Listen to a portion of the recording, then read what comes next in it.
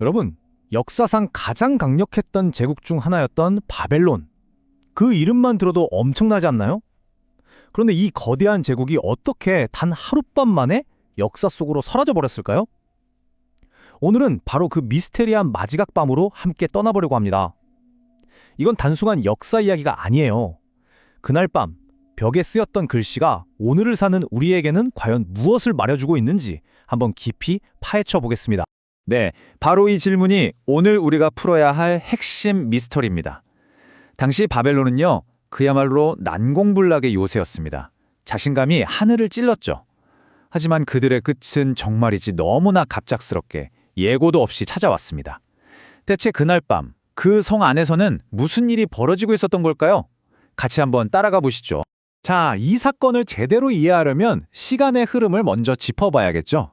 느부갓네살 왕 때 정말 최고의 전성기를 누리던 바벨론, 그 뒤를 이은 마지막 왕 나보니두스를 거쳐서 바로 기원전 539년 벨사살 왕이 열었던 그 운명적인 파티에서 모든 게 끝이 납니다. 정말 이 모든 일이 단 하룻밤 사이에 결정됐다는 게 믿어지시나요? 좋습니다. 이 미스터리를 풀기 위해서 오늘 우리는 이 순서대로 그날 밤의 흔적을 따라가 볼 겁니다. 제국의 마지막 모습부터 시작해서 왕의 광란의 파티, 그리고 갑자기 벽에 나타난 섬뜩한 손가락과 그 글씨의 비밀을 풀어낸 다니엘 이야기까지 끝까지 함께 해주세요. 자, 시간은 기원전 539년 10월 13일 밤입니다. 바벨론 성 안은 거대한 축제로 떠들썩했어요. 사실 성 밖은 적군에게 포위된 상태였거든요. 그런데도 성 안에 있는 사람들은 전혀 걱정하지 않았습니다. 왜냐? 자신들의 성벽이 철옹성 같다고 믿었으니까요. 그 누구도, 정말 단 한 사람도 이 밤이 자신들의 마지막이 될 거라고는 상상조차 못하고 있었습니다. 그 시각 왕궁 안으로 한번 들어가 볼까요?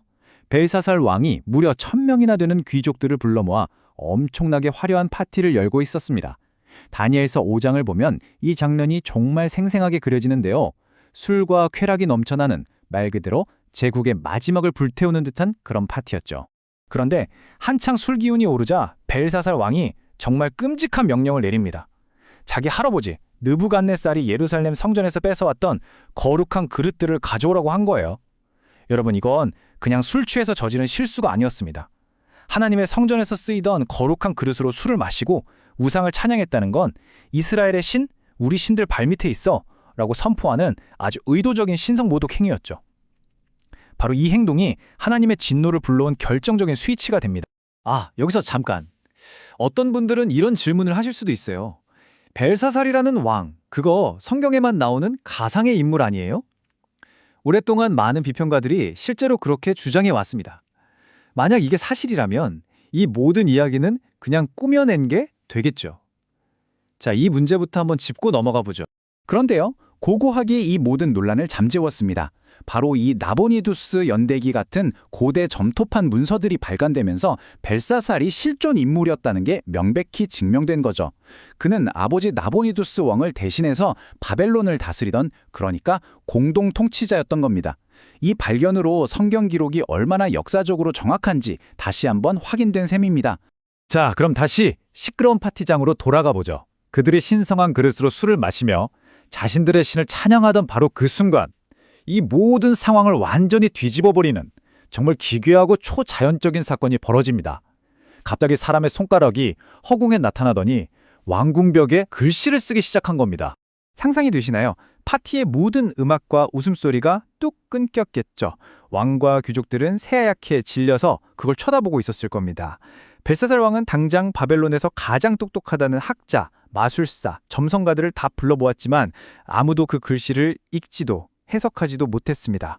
그야말로 당대 최고의 지성들이 완전히 KO패를 당한 거죠. 이 완전한 혼돈 속에서 해결사가 등판합니다. 바로 왕의 어머니, 그러니까 태우가 나타나서 예전에 느부갓네살 왕 때 엄청난 지혜를 보여줬던 한 노인을 추천한 거죠. 모두에게 잊혀졌던 그 사람의 이름, 바로 다니엘이었습니다. 이 장면이 우리에게 보여주는 게 참 많습니다. 세상의 지혜와 하나님의 지혜가 어떻게 다른지를 정말 극명하게 보여주죠. 바벨론이 자랑하던 모든 지식과 지혜가 하나님의 메시지 앞에서는 아무 쓸모가 없었던 거예요. 하지만 다니엘에게는 하나님이 주신 통찰력이 있었습니다. 자, 드디어 다니엘이 왕 앞에 섰습니다. 모두가 숨을 죽이고 그의 입만 쳐다보고 있었겠죠. 그런데 다니엘은 다짜고짜 글씨부터 해석해주지 않아요. 그 전에 벨사살 왕을 향해서 아주 날카롭고 뼈아픈 말을 먼저 던집니다. 이건 단순한 글자풀이가 아니라 심판의 선고였던 거죠. 이게 핵심입니다.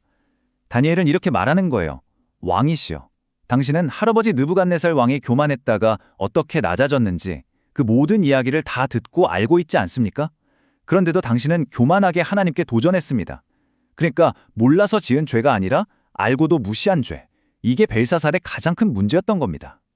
이 지점이 오늘 우리에게 시사하는 바가 참 크죠. 자, 이제 다니엘이 그 무서운 판결문을 한 단어씩 읽어주기 시작합니다. 첫 번째 단어는 메네. 무슨 뜻이냐고요? 숫자가 세어졌다. 바로 이겁니다. 하나님께서 벨사살 왕국의 시간을 저울에 달고 숫자를 세어봤는데 이제 그날이 다 찼다는 겁니다. 한마디로 게임 오버 선언이죠. 두 번째 단어는 데겔. 이건 저울에 달아봤다는 뜻이에요.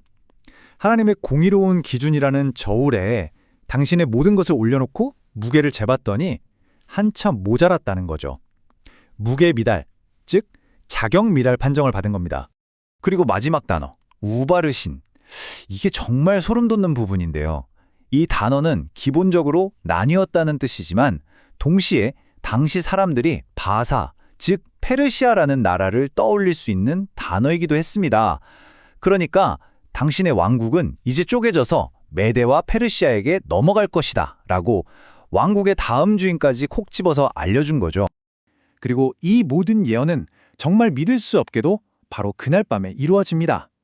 그날 밤 메대와 페르시아 연합군이 바벨론을 점령했고 벨사살 왕은 죽임을 당했습니다. 벽에 쓰인 글씨는 단순한 경고가 아니라 이미 집행이 시작된 심판 선고였던 겁니다. 자, 그렇다면 이 거대한 제국이 하루아침에 무너진 근본적인 이유가 도대체 뭘까요?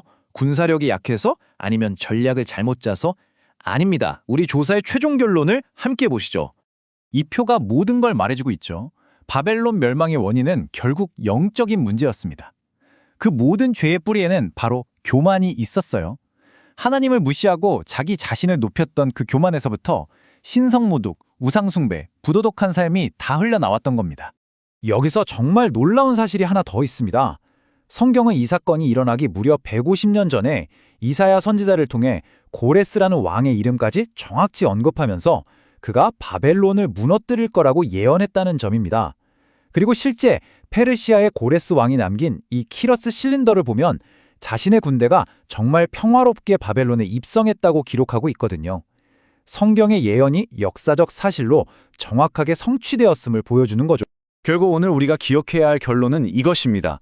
바벨론을 무너뜨린 건 외부의 적이 아니었습니다. 바로 그들 안에 있던 영적인 부패, 즉 교만이었습니다. 교만은 그들 스스로를 파멸로 이끈 가장 빠른 지름길이었던 셈이죠. 이 벨사살 왕의 이야기는 그냥 2500년 전의 옛날 이야기로 끝나지 않습니다. 이건 오늘을 사는 우리 각자에게 던져지는 질문이기도 합니다. 벨사살은 진리를 알면서도 의도적으로 외면했어요. 그렇다면 우리는 어떤가요?